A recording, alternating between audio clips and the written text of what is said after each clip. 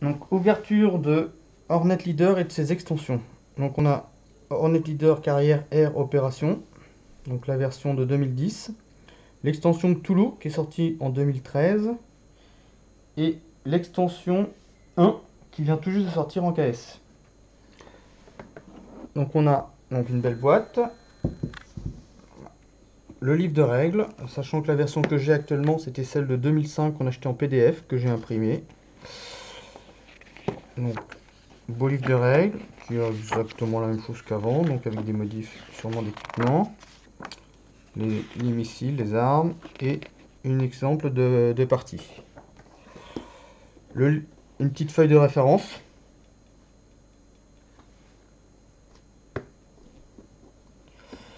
La feuille pour les campagnes, où on inscrit nos pilotes, leur niveau, leur expérience, l'expérience gagnée, et les différentes missions qu'on effectue.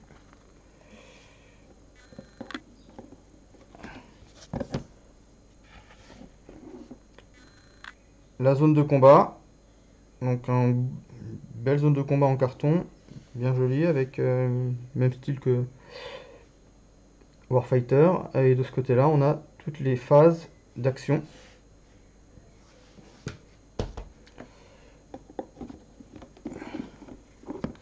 Les différentes campagnes, donc la Libye en 84,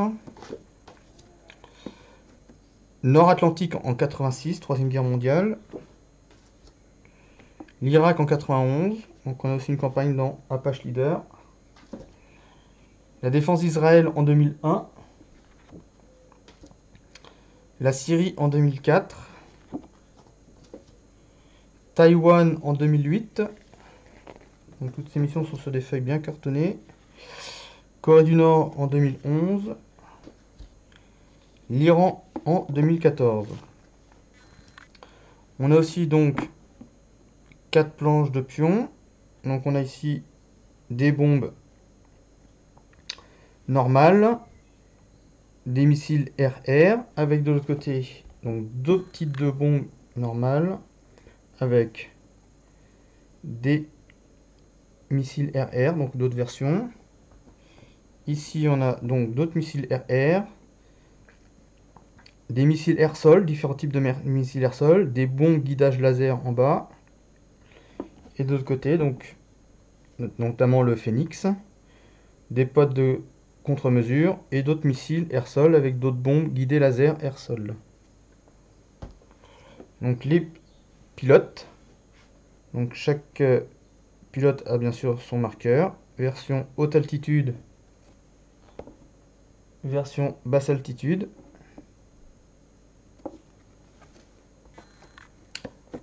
Les méchants, donc ce qui change par rapport à l'ancienne version, c'est là on a recto verso, recto les défenses sol-air, et de l'autre côté les avions, avec les marqueurs de campagne de ce côté-là.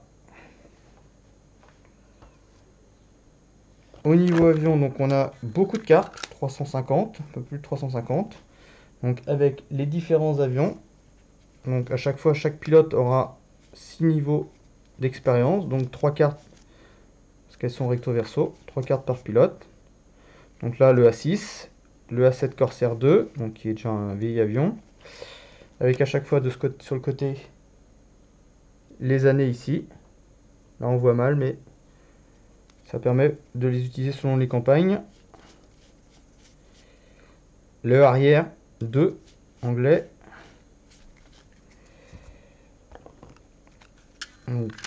D'autres A6, le F14 qui peut tirer le Phoenix.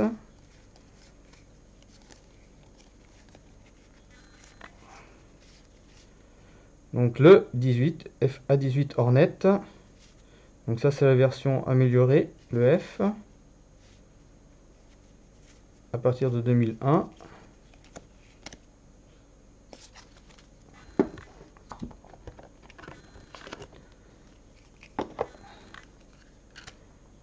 D'autres Hornet, donc ça c'est la version C, donc à partir de 83. Donc encore plein de cartes. Une version E à partir de 2000. Donc ce qui permet d'avoir déjà une belle diversité d'avions.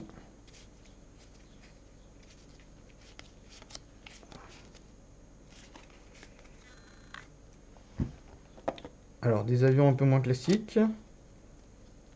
Le Hawkeye, donc en guerre électronique. On a le Prowler, qui servira aussi de guerre électronique. Bien sûr que ces-là sont pas armés. Le F-35, c'est quelques-uns, il y en a pas mal. Donc d'autres arrières. D'autres arrières. Effectivement, il y a beaucoup d'arrières. Et encore du F-18 version C.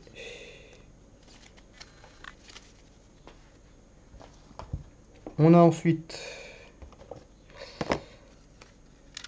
les missions. Donc ce qui change les cibles, c'est qu'avant on avait un paquet de cibles par campagne. Là, on a une série de 60 missions, 60 cibles. Et selon les campagnes, ben, on prendra les cibles qui correspondent à la campagne. On piochera dans cette série-là. Donc 60. Et pour finir, donc les cartes d'événements. On avait les cartes de cible. Donc on en piochera une avant et à la fin de la mission. Et bien sûr, un dé de 10. Donc ensuite, Toulouse, que je connaissais pas du tout. Enfin, je savais pas trop ce qu'il y avait dedans. Donc on a là par contre un dé de 20. Un petit fascicule de règles. Donc il rajoute les nouvelles armes. La gestion du Cthulhu.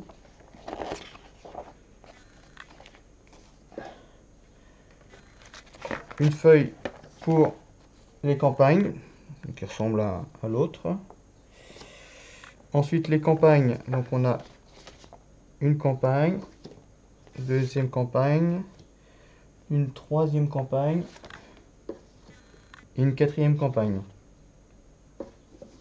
qui se déroulent toutes en 2015.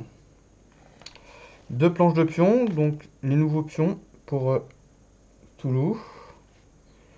Des nouvelles cibles, alors des nouvelles cibles, nouvelles défenses air-sol, sol-air, pardon. Ici on a les marqueurs pour les deux nouveaux drones.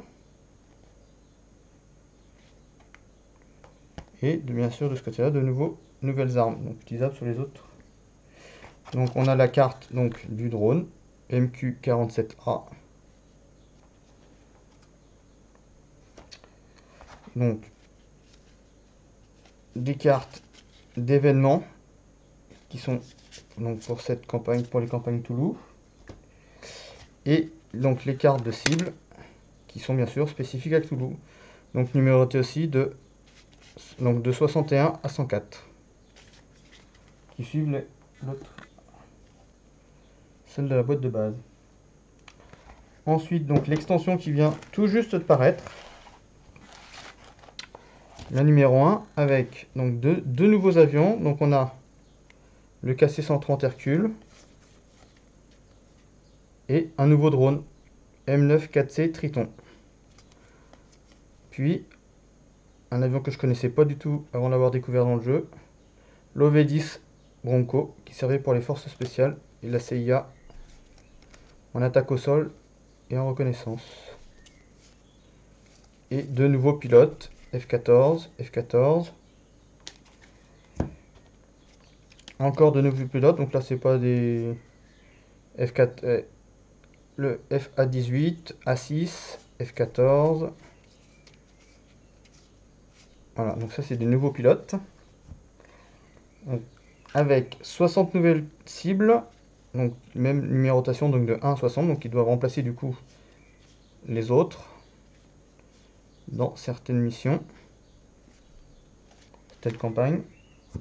Et de nouveaux événements qu'on rajoute aux autres. Une petite page d'explication des rajouts, donc nouveau pilote, nouveau type de pilote,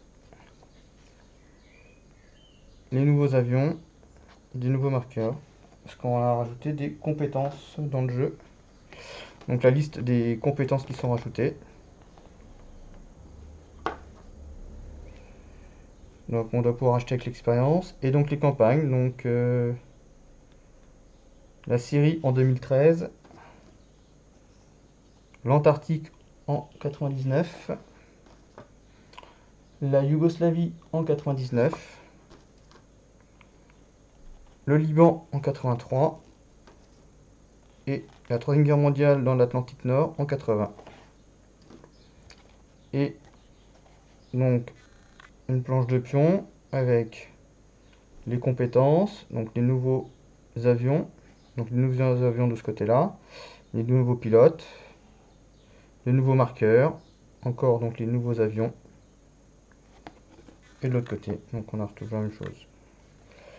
Voilà, et on a reçu aussi, donc dans cette extension il y avait aussi un autre 10, des petits pions d'errata. Je sais pas lesquels il y en remplace sur la boîte de base.